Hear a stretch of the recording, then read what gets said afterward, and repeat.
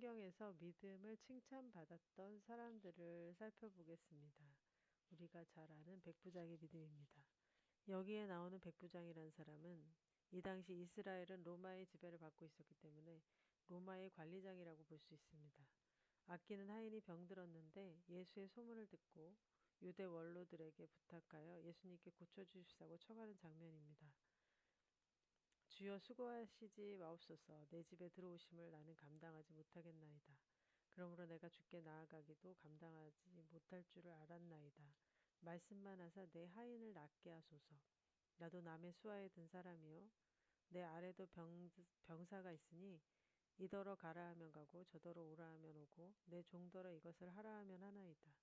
예수께서 들으시고 그를 놀랍게 여겨 돌이키사 따르는 무리에게 이르시되 내가 너희에게 이르노니 이스라엘 중에서도 이만한 믿음은 만나보지 못하노라 하시더라. 어떤 믿음이 예수를 놀라겠나요? 예수님의 소문을 들은 백인대장은 그 소문을 진실로 믿었고 그분의 말은 힘이 있고 그가 말한 대로 이루어지는구나 하는 믿음이 있었습니다. 그분을 직접 보지도 않고 이야기만 들었을 뿐인데 그것을 믿고 의심하지 않았다는 것이죠. 또 한 사례를 보겠습니다. 너무도 잘 아는 혈루증 여인입니다.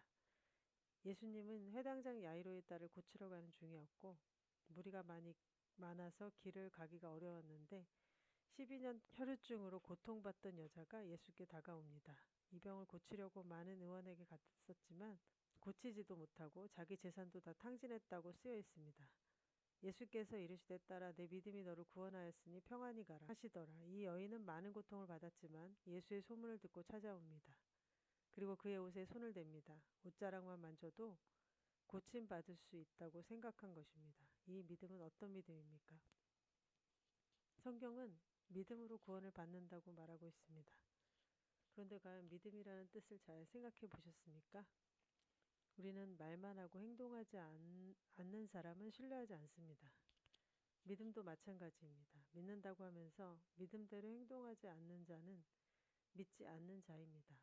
우리는 쉽게 믿음을 얘기할 때가 있습니다. 기독교, 특히 개신교회에서는 행함으로 구원받는다는 말을 굉장히 싫어합니다.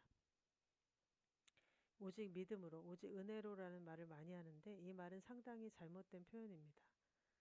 그래서 마치 행동은 개차반이라도 믿음만 있으면 구원받는다, 또는 한번 구원받으면 영원한 구원이니 아무렇게나 살아도 괜찮다?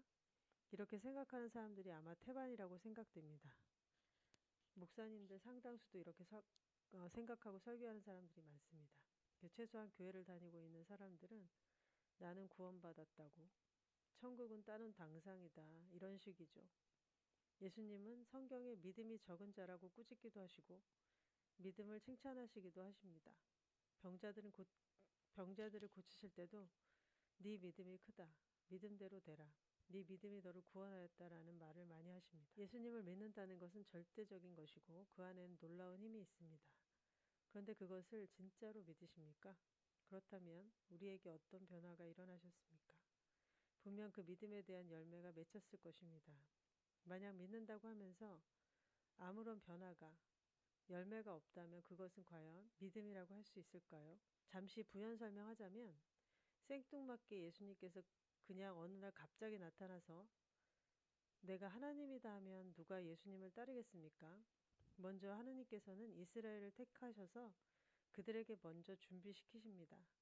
메시아가 올 거고 그분은 어떤 분이고 그가 오면 어떻게 할 거고 자세히 여러 예언자들을 통해 말씀을 하셨고 그것을 이스라엘은 늘 어렸을 때부터 읽고 묵상하고 배우고 듣고 토론하고 잘 알고 있습니다. 그리고 마지막 요한을 통해 그분이 오실 자라는 것을 들었고 세례 받으면서 그분은 세상 죄를 지고 가는 하나님의 어린 양이라고 선포되었기 때문에 진심으로 메시아를 기다리고 있었던 자들은 그 요한의 선포로 그분을 알게 되고 그분이 이 땅에서 말하고 행동하는 것을 보면서 그분을 신뢰하게 되고 그분이 바로 하느님이 보내신 분이라는 것을 알았던 것입니다. 예수님은 먼저 12사도를 택하는데 물론 거기에 예수를 판 유다도 끼어 있습니다만 이 부분은 차후에 다루기로 하겠습니다. 이 12사도는 예수님께서 공생애를 끝내시고 하늘로 가셨을 때 남겨놓을 자들입니다. 그렇기 때문에 이 12사도가 온전히 세워져야만 합니다. 그래서 공생의 사역은 이 12사도에게 집중되어 있습니다. 말하자면 이들이 온전히 세워지는데 말이죠. 이들이 예수를 진짜 하나님으로 믿어야 하고 다루어져야만 합니다. 복음서에서는 이적과 병고침에 대한 얘기가 많이 등장합니다. 이 사건들은 하나하나 살펴보겠지만 초점이 제자들에게 맞춰져 있습니다. 다른 많은 사람들보다 제자들이 먼저 일단 믿고 잘 믿음으로 준비되어져야만 하기 때문입니다. 일에는 순서가 있습니다. 무엇보다 하나님은 하나님의 계획이 있습니다. 그 계획은 한 채 오차도 없이 흘러갑니다. 하나님께서는 태초부터 하나하나 준비하시고 이루십니다. 예를 들어 노아 이야기 잘 아시죠? 하나님은 노아에게 세상을 멸할 건데 너는 방주를 만들어라 하고 말씀하십니다. 그리고 하나하나 어떻게 지으라고 말씀하시고 재료부터 길이까지 어떻게 해야 하는지 일일이 알려주십니다. 이 사건을 자세히 들여다보면 하느님께서 노아라는 사람을 택하시고 그에게 지시하시고 모든 것을 주관하십니다. 노아의 때는 마지막 때와 같다고 복음서에 기록되어 있습니다. 우리는 자세히 이 사건을 살펴볼 필요가 있습니다. 그렇다면 마지막 때에 하나님께서는 누구를 택해서 방주를 예비하게 하고 방주 안에 있는 자는 구원을 받게끔 시나리오를 이 세상의 모든 것은 양면성을 가지고 있습니다. 누가 어떻게 쓰느냐에 따라 상황은 바뀝니다. 예를 들어 칼이 진정한 의사의 손에 들려 있다면 사람을 살리는 데 쓰겠죠. 강도라면 사람을 죽이는 데 쓰겠죠.